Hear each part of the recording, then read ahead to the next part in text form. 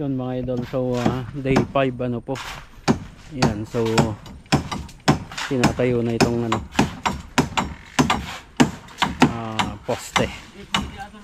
Pormahan na itong dalawa. Then bubusan na po ito ngayon. Boy! Thumbnail.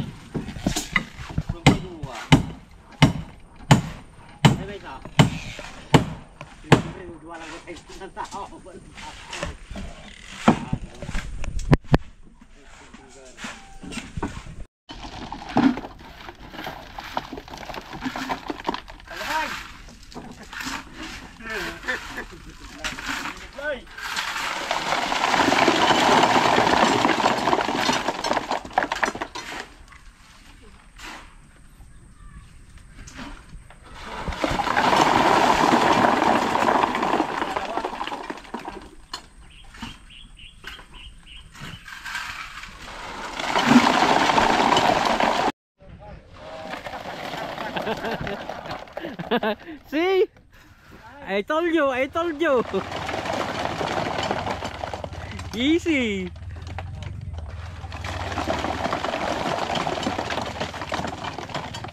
Tingnan nyo naman mga paro.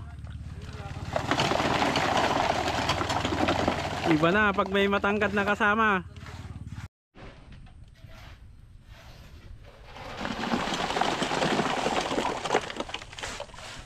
Iba na ang matangkad. Tangkad sagad.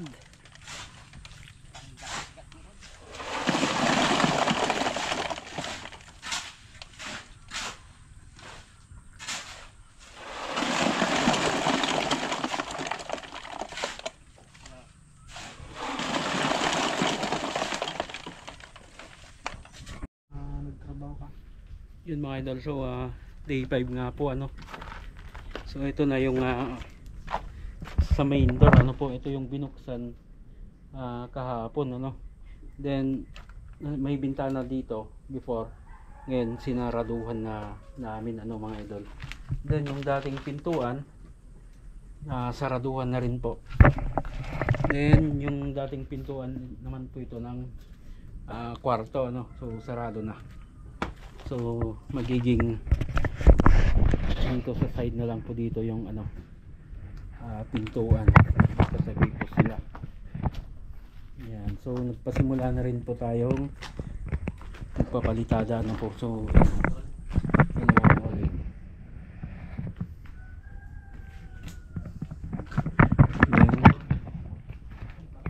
itong dalawang poste na formal na bubuhusan na rin po ito.